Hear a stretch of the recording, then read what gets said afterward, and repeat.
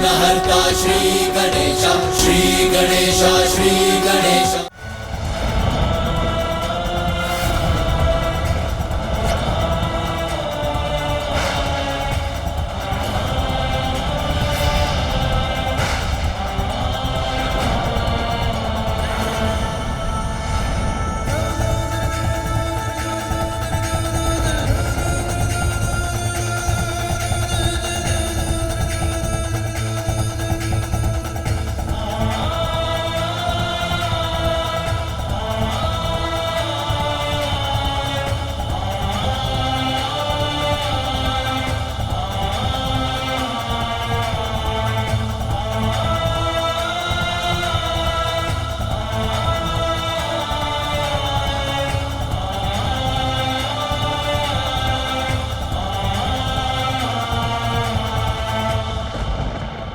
तुम्हारा अपराधी मैं हूं पार्वती।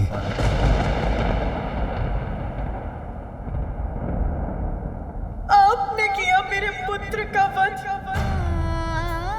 किंतु क्यों स्वामी? ऐसा क्या अपराध किया था उस बालक ने? उत्तर दीजिए। मेरे पुत्र, उस अबोध बालक को प्राण दंड क्यों दिया आपने?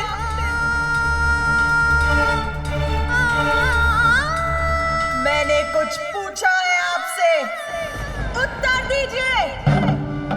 मां कर दे पुत्र की मृत्यु का कारण समझाने पर भी कहां समझ सकेगा मां। और तुमसे क्या कहूं, दुखद सत्य तो यह है कि इसके शीश को इसके धड़ से विलग कर इसके प्राण हरने वाला मेरा ही त्रिशूल था। वो बालक जिसका जन्म अभी ही हुआ था, जिसने संसार को जाना तक नहीं था, उसका इतना भयंकर अंत हुआ मेरे ही स्वामी के इस तीक्ष्ण त्रिशूल से। इतना कष्ट हुआ होगा उसे, उसका प्राणांत हो गया। क्यों क्यों हुआ ऐसा? जो मेरे ही हृदय का स्वरूप था, मेरी ही कल्पना से जन्मा था, जो मेरी ही आज्ञा का पालन कर रहा था, उसके किस दोष के लिए ऐसा भीषण दंड दिया आपने उसे? उसके शीश को कैसे विलग किया आपने?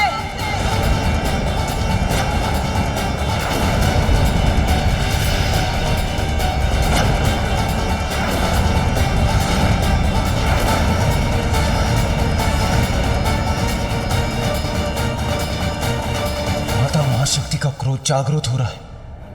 माता कुपित हो कदाचित हमें भयंकर दंड देंगी।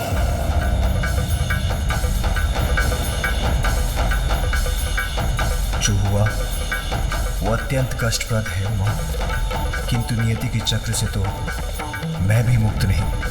ये मैं तुम्हें कैसे समझाऊं? हमें क्षमा कर दे माता। माता, हमसे बहुत बड़ी भूल हो गई। माता, हमें नहीं ज्ञात था कि ये बालक आपका पुत्र है। माता, इसने हमें और प्रभु को भी भीतर प्रवेश करने से रोक दिया था। ठहर जाइए, किसी को भी भीतर जाने की अनुमति नहीं। माता, जब उसका विरोध कर भीतर प्रवेश करने का प्रयास किया तो उसने हम सभी को पराजित कर हमारी दुर्दशा कर दी। किंतु माता, उसमें दोष हमारा ही है। वो प्रभु ने तो मात्र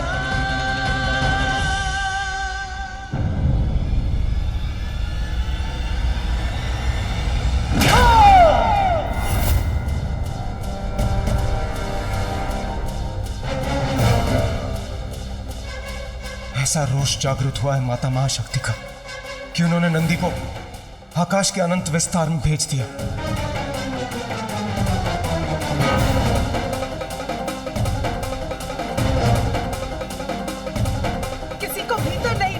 ना मेरे पुत्र ने। आप सभी के अनुसार ये था उसका अपराध।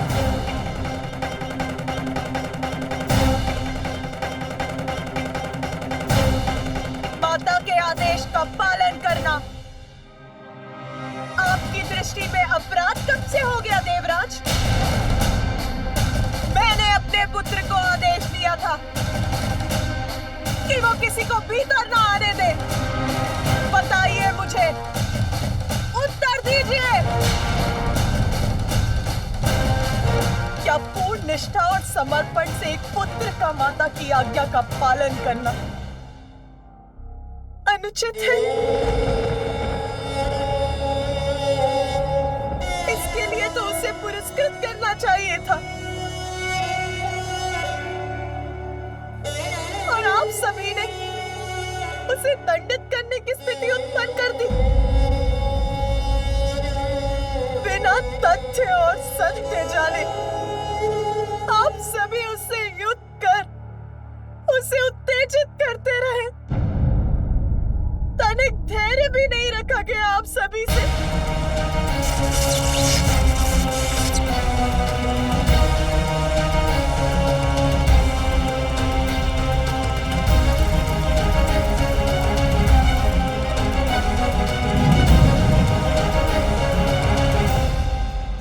सभी देवता एक साथ होकर एक बालक पर अपना शौर्य प्रदर्शित करते रहे। मेरे पुत्र को अपने प्राण देकर अपनी माता की आज्ञा का पालन करने के लिए विवश कर दिया आप सभी ने। क्यों किया ऐसा?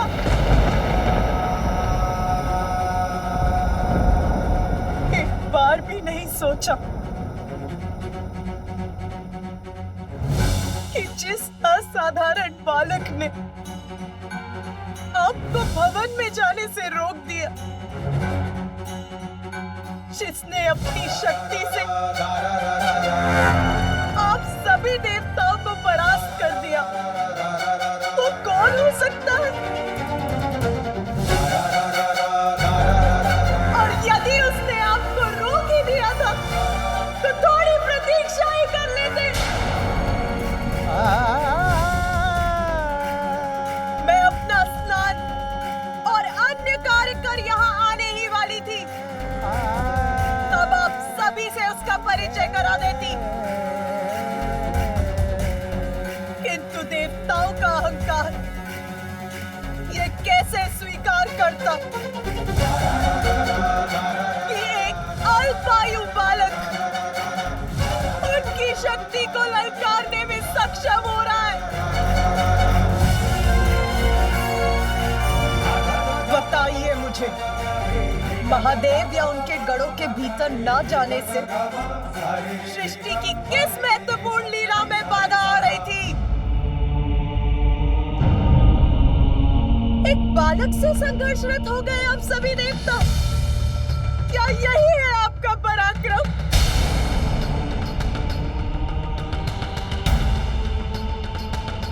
एक बालक से, मात्र एक बालक से क्या हानि पहुंचाई थी उसने किसी को? क्या वो आपसे आपका पद मांग रहा था देवराजेंद्र? मेरा पुत्र, मेरा कोमल हृदय, निष्ठावान, आज्ञाकारी पुत्र मेरा, मेरी अपनी माँ की आज्ञा का पालन भर कर रहा था। बताइए मुझे, क्या इस घटना के बाद संसार का कोई भी पुत्र अपनी माता की आज्ञा का पालन करेगा? क्या किसी भी पुत्र में इतना साहस शेष रहेगा?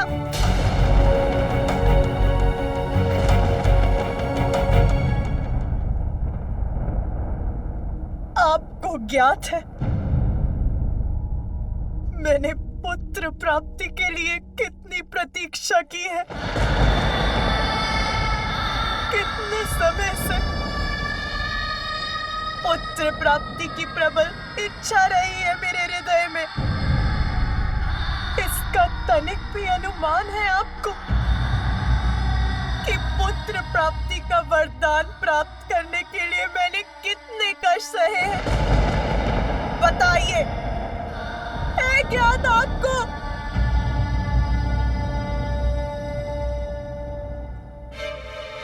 आदि शक्ति हूं मैं, आदि शक्ति हूं मैं, आदि शक्ति हूं मैं। वो आदि शक्ति जो उस समय सती के रूप में भी मैं सदा आपकी ही प्रार्थना में लीन रही, अपने पिता श्री प्रजापति दक्ष के विरुद्ध गई ताकि आपके साथ हमारा विवाह हो सके। सती, ये कदापि नहीं हो सकता। मैं तुम्हारा विवाह उस शिव बैरागी से कदापि नहीं होने दूंगा। अनेकों कष्ट सहे, तब कहीं जाकर ब्रह्मदेव की सहायता से हमारा विवाह हुआ, परंतु उस विवाह के बाद भी मेरे कष्ट कम नहीं हुए। पिताश्री द्वारा आपको यज्ञ में ना बुलाए जाने के पश्चात आपके सम्मान की रक्षा के लिए मुझे अपने प्राणों की आहुति तक देनी पड़ी।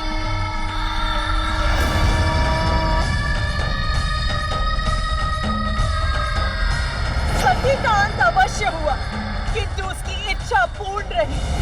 इसीलिए मैंने पुनः जन्म लेकर आपको मनाने के लिए वर्षों तक तप किए, ताकि इस बार मेरे पुत्र प्राप्ति की इच्छा पूर्ण हो सके। किंतु आप वर्षों तक समाधि में लीन रहे, आपको तो इसका आभास तक नहीं था। किसी प्रकार पुनः आपसे विवाह हुआ और वर्षों पश्चात जब पुत्र प्राप्ति की कामना की तो देवता अपने अपने संकट लेकर आ पहुंचे। हमें आश्वस्त कीजिए हे दयानिधान कि आपके और माता पार्वती के संयोग से कभी भी कोई भी संतान जन्म नहीं लेगी। मेरे प्रथम पुत्र को आपने उनके कार्यों में लगा दिया, मैंने कुछ नहीं कहा। मैंने द्वितीय पुत्र के लिए पुनः कठोर पुण्य व्रत किया। मुझे एक ऐसी संतान का वरदान दीजिए त्रिमूर्ति के समक्ष गुण हो सके। तथास्तु। पुत्र पाकर एक मां पुनः प्रफुल्लित हुई तो आप सबके साथ मिलकर स्वयं मेरे स्वामी ने इतनी निष्ठुरता के साथ मेरे पुत्र का वध कर दिया।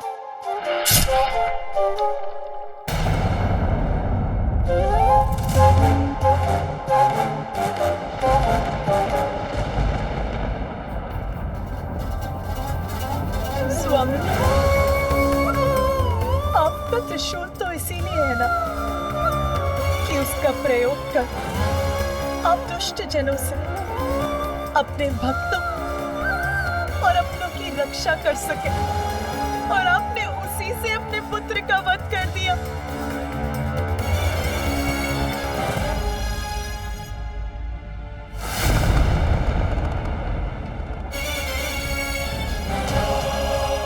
मुझे बताइए महादेव, क्या शीश विलक करने के सिवाय आप कुछ और भी कर सकते हैं? स्मरण है आपको कि सृष्टि के प्रारंभ में आपने काल भैरव का रूप धारण करके ब्रह्मदेव का ही शीश उनके धड़ से विलक कर दिया था, और फिर वीरभद्र का रूप धारण कर आपने प्रजापति दक्ष का भी शीश उनके धड़ से विलक कर दिया।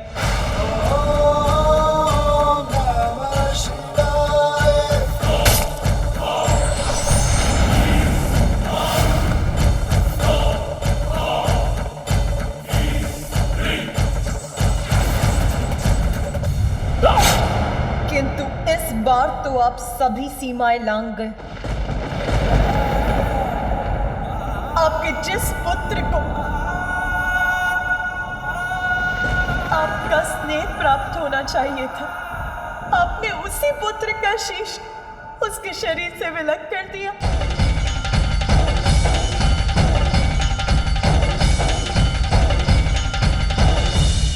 सर्वशक्तिमान है आप, ईश्वर है आप, तो उसका अर्थ ये नहीं कि जब आपकी इच्छा हो आप किसी को भी शत में छत कर देंगे।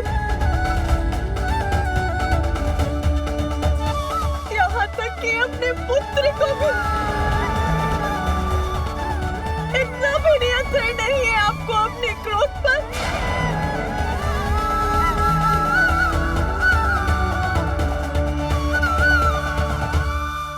मुझे मेरा पुत्र पुनः चाहिए। आप तो ईश्वर है ना महादेव, मेरे पुत्र को पुनर्जीवित कीजिए।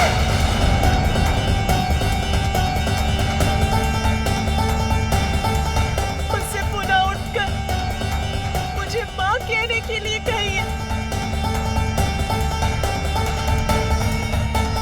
कुछ करिए महादेव, कुछ करिए।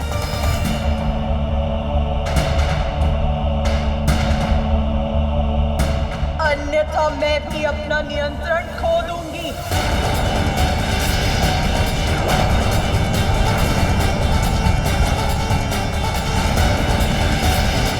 मेरा पुत्र, मेरा प्रिय पुत्र, मेरे सृजन से उत्पन्न हुआ मेरा पुत्र, क्यों महादेव, क्यों क्यों किया आपने ऐसा? क्यों?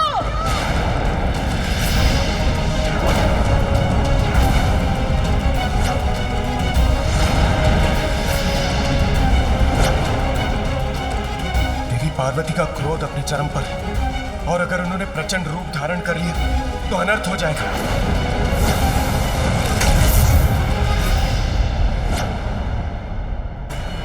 यदि आप उसे जीवन देना नहीं चाहते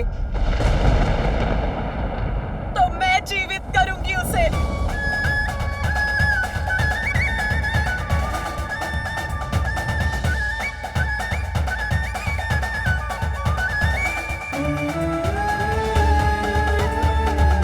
मैंने ही उसका सृजन कर उसे जीवन दिया है, तो मैं ही उसे पुनर्जीवित करूंगी।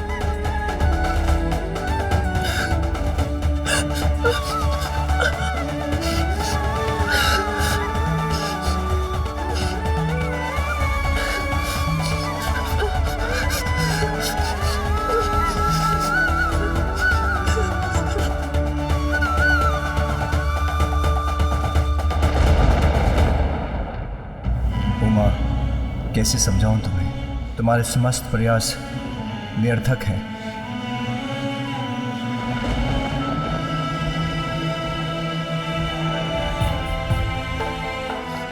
ये क्या हो रहा है? इसका शेष क्यों नहीं बना पा रही हूं मैं? उसे जीवन क्यों नहीं दे पा रही हूं मैं?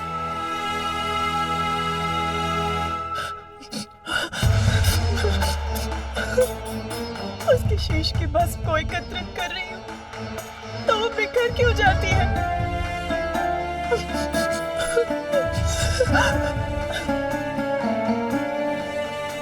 रुक जाओ उमा, तुम्हारा प्रयास व्यर्थ है। उसकी मां हूं मैं, मेरा प्रयास व्यर्थ कैसे हो सकता है? ये शीश मेरे त्रिशूल के प्रहार से भस्म हुआ है, और मेरे त्रिशूल से भस्म होकर कोई पुनः जीवित नहीं हो सकता। इसका शीश सदा के लिए नष्ट हो चुका है।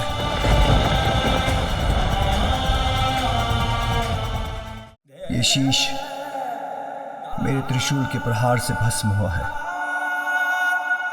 और मेरे त्रिशूल से भस्म होकर कोई पुनः जीवित नहीं हो सकता। इसका शीश सदा के लिए नष्ट हो चुका है। तो सब कुछ नष्ट हो जाएगा। यदि मेरा पुत्र जीवित नहीं हो सकता तो संसार भी शेष नहीं रहेगा। ऐसी विनाश लीला उत्पन्न करूंगी मैं।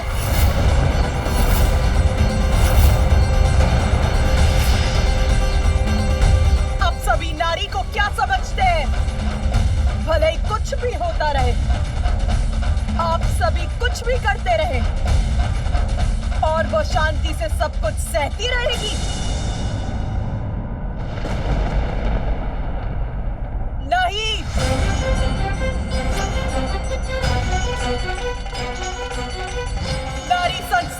जन्म दे सकती है तो उसको मिटा भी सकती है।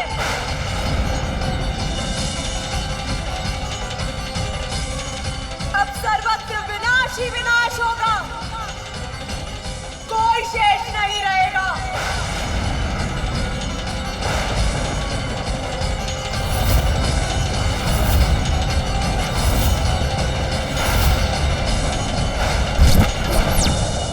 महादेव, देवी पार्वती का उग्र होना संसार के लिए उचित नहीं है, उन्हें रोकिए। यदि वो महादेव के कहे को अनसुना कर दे तो आप ही उन्हें समझाइए प्रिय। अब समझने की आवश्यकता देवताओं को है स्वामी, जिनकी दृष्टि में पार्वती पुत्र का कोई महत्व नहीं था। इस संहार लीला में मैं भी देवी पार्वती के साथ हूँ।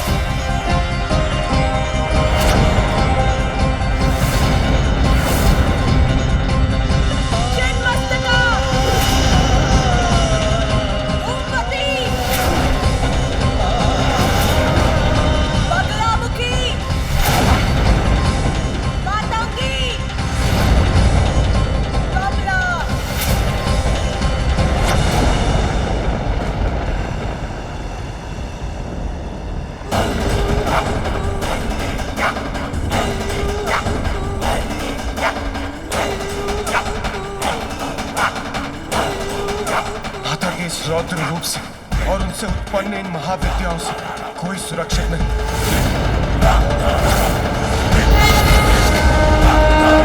मैं केवल कैलाश ही नहीं, समस्त ब्रह्मांड में जहां जहां भी देव है उनका भी नाश कर दूंगी, संहार करूंगी मैं, संहार।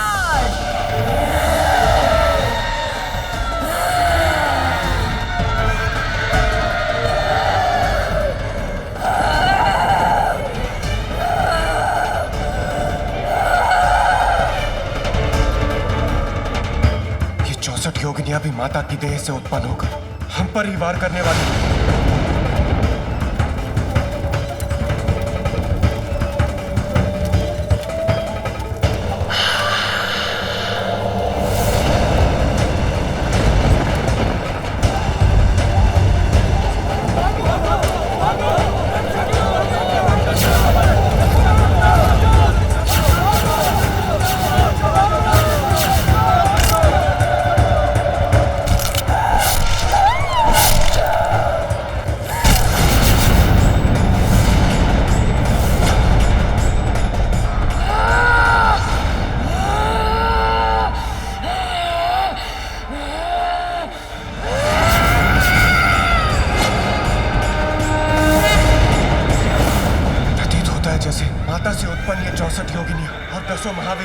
अब हम देवताओं का विनाश करने के लिए हमारी ओर बढ़ रही हैं। अवश्य दंड दूंगी मैं तुम सभी को तुम्हारे इस कृत्य के लिए।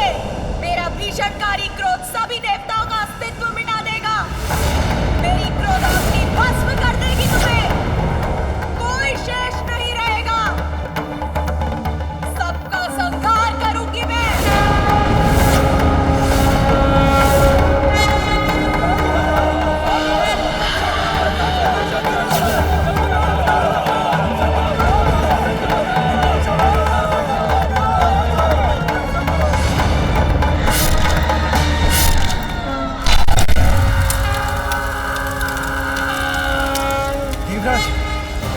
से हम देवताओं की रक्षा का कुछ उपाय कीजिए। सभी देवताओं को बंधक बना लिया इन 10 महाविद्याओं ने, और 64 योगिनियां भी उनका साथ देने के लिए तत्पर है। मुझे ज्ञात नहीं अब कैसा विनाश होगा। के समान है माता आदिशक्ति का रोष। जब तक शांत है तब तक ये अपनी संहारक शक्ति को अपने भीतर समाये रखता है, और हाँ, जब बढ़ता है तो चारों दिशाओं में संहार करता है। कहाँ जाने का प्रयास कर रहे थे? देवी दुर्गा का स्पष्ट आदेश है, आज कोई भी देवता यहाँ से जीवित नहीं जा सकता।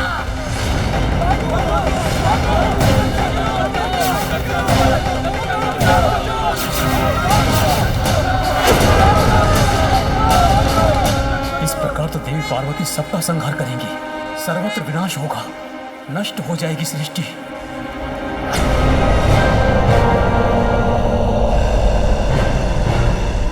अब सभी देवगण फैल जाइए, एक दूसरे से दूर रहिए और अपनी रक्षा के लिए अपने अस्त्रों का प्रयोग कीजिए।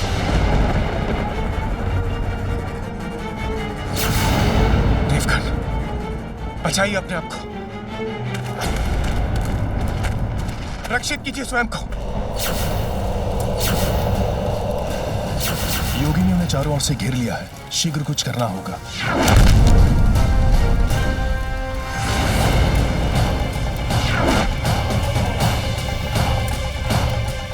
आश्चर्य, मेरे प्रहार का इन पर कोई प्रभाव नहीं हो रहा।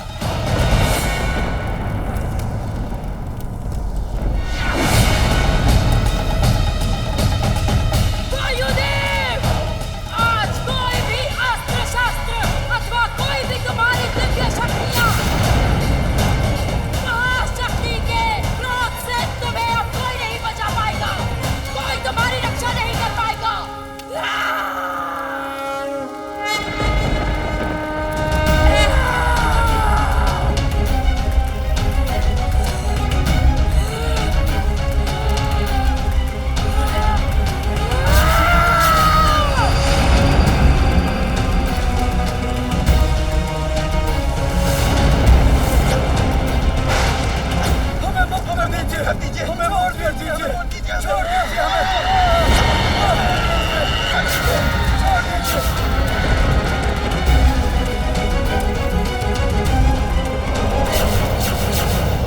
अग्निदेव, कहाँ भागने का प्रयास कर रहे हो? रुको और अपना दंड स्वीकार करो।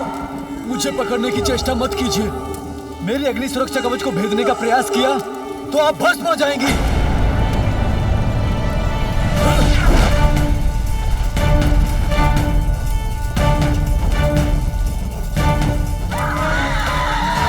ये किसकी गर्जना है?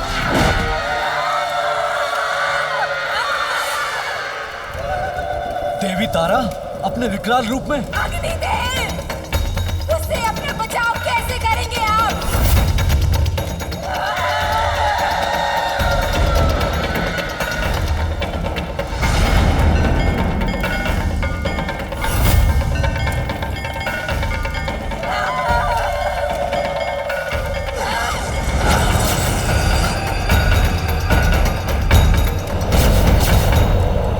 पार्वती का दुख उनका रोष बन रहा है, किंतु अभी उन्हें रोकना संभव नहीं।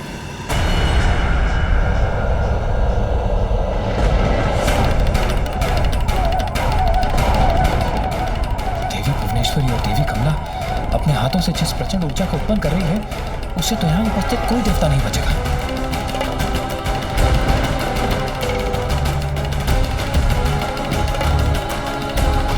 यदि मैं जल में परिवर्तित हो जाऊं, तो इन महाविद्याओं की ऊर्जा को सहज ही भेज सकूंगा। जल रूप में कोई मुझे कैसे भस्म कर सकता है?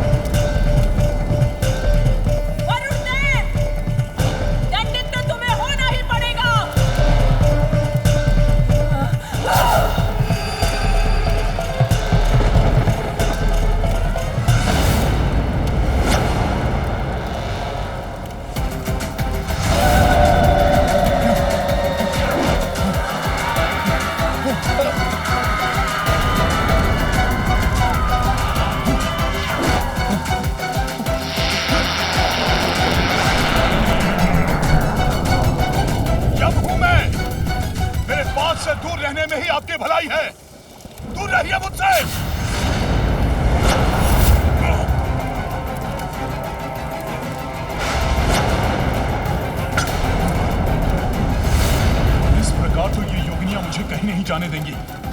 देवी धूमवती वृद्धा होने के कारण दुर्बल प्रतीत होती है। यदि मैं तीव्र गति से भाग गया तो ये मुझे कदापि नहीं पकड़ सकेंगी। ठहरो यमराज, कहाँ जा रहे हो? मुझे शक्तिहीन समझने की भूल मत करो। यमराज, अब जाओ, देवी दुर्गा के उदर में जाके समा जाओ।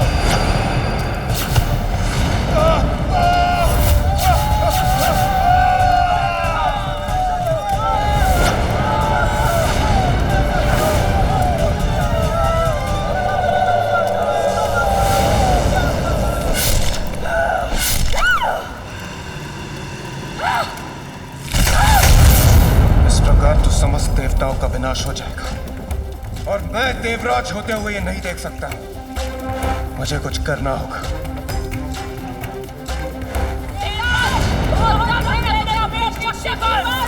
आज देवताओं के साथ हमारा अहंकार भी मिट जाएगा।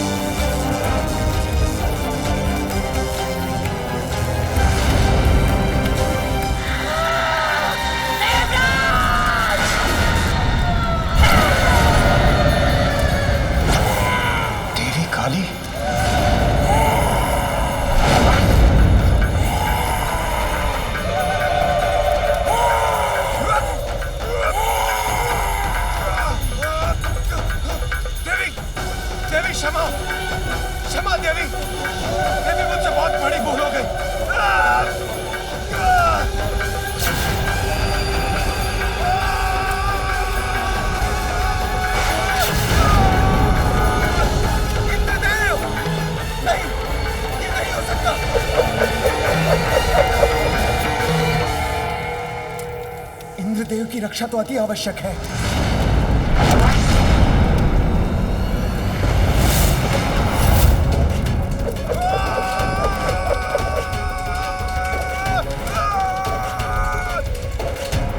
इंद्रदेव की रक्षा से पूर्व तुम अपनी रक्षा का विचार करो सूर्यदेव।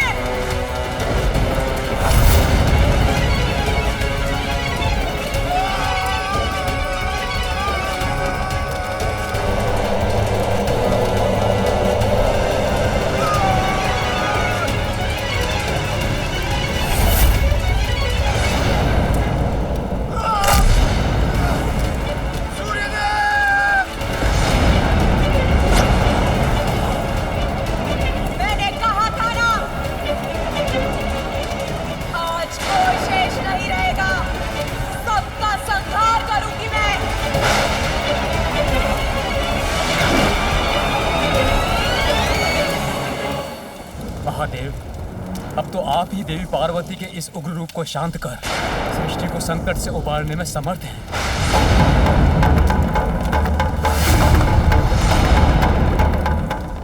महादेव शीघ्र कुछ कीजिए, अन्यथा देवी पार्वती सर्वत्र प्रलय की स्थिति उत्पन्न कर देंगी। मैं तो प्रतीक्षा ही कर रहा था कि देवी पार्वती के भीतर का रोष बाहर आ जाएगा तो वो स्वतः शांत हो जाएंगी, किंतु उसके विपरीत उनका रोष तो बढ़ता ही जा रहा है। उनकी इस विनाश लीला को शांत कर उन्हें रोकना ही होगा। मेरे पुत्र का वध त्रिशूल से किया था ना आपने?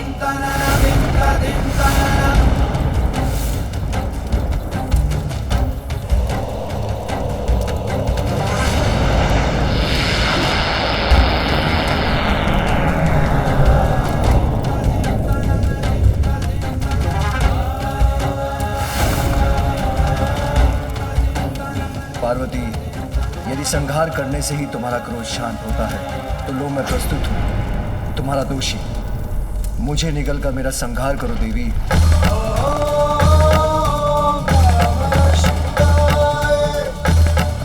नहीं, ये कैसे कर सकती हूँ मैं? मुझे अपने रोष से मुक्त होना ही होगा। पार्वती, वो तुम्हारा ही नहीं मेरा भी पुत्र था। हाँ, ये सत्य है पार्वती कि मेरे हाथ तो बहुत बड़ा अनर्थ हो गया है। पिता के हाथ तो पुत्र का हाथ थामकर उसे संसार में चलना सिखाते हैं, उसका मार्गदर्शन करते हैं, और यहाँ मेरे ही हाथों मेरे पुत्र का वध हो गया।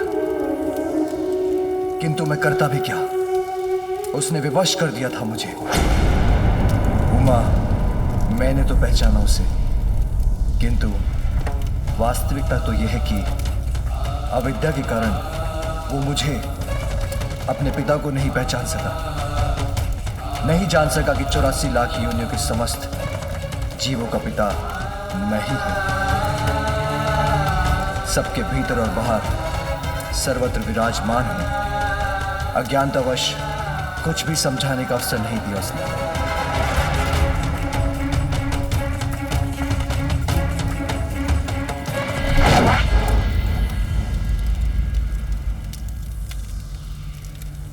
तुमने उसे जन्म तो दिया पार्वती, किंतु उचित संस्कार देने का अवसर नहीं मिला तुम्हें। इसलिए उससे अत्यधिक अहंकार था जिसे मिटाना अनिवार्य था।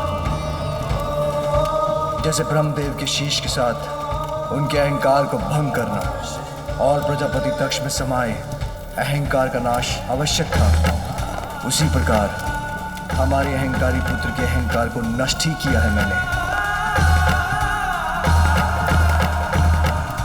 सत्य है पार्वती, सब जीवन का स्रोत भी मैं हूं, किंतु जीवन प्राप्त करने के बाद सभी अपनी इच्छा अनुसार अपने कर्मों का चुनाव करने के लिए स्वतंत्र हैं। हमारे पुत्र ने जिन कर्मों का चुनाव किया उसका परिणाम यही था, वही भुगतना पड़ा उसे। स्वामी, वो ब्रह्मदेव या प्रजापति दक्ष नहीं था, एक अपरिपक्व बालक मात्र था जिसका जन्म तक कुछ ही समय पूर्व हुआ था। कुछ ज्ञान प्राप्त करने का अवसर ही कहाँ प्राप्त हुआ उसे। अपनी माँ के आदेश का पालन कर रहा था वो, उसके लिए आपने उसका वध कर दिया। ये निर्णय आपका मुझे स्वीकार नहीं है स्वामी। मुझे मेरा पुत्र वापस चाहिए, तभी मैं स्वयं को शांत कर पाऊंगी। यदि आप चाहें तो यह अवश्य संभव होगा, क्योंकि आप ही समस्त जीवन के नियंत्रक हैं। तो हे महादेव, हे देवादिदेव, मुझे मेरा पुत्र लौटा दीजिए, अन्यथा मेरे क्रोध का परिणाम सहने के लिए तैयार हो जाइए।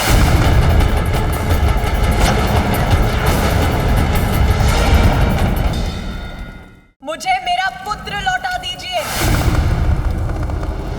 अन्यथा मेरे क्रोध का परिणाम सहने के लिए तैयार हो जाइए।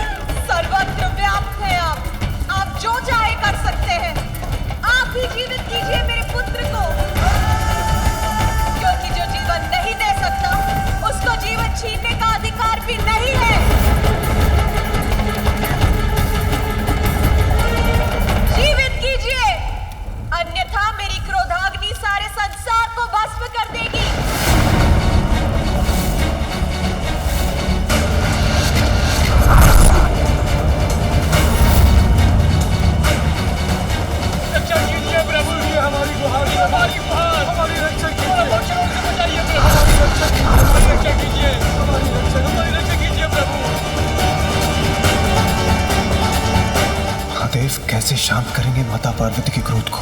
कहीं कहीं इस बार मैं उनका लक्ष्य न बन जाऊं। शांत हो जाओ देवी पार्वती, तुम्हें तुम्हारा पुत्र अवश्य प्राप्त होगा।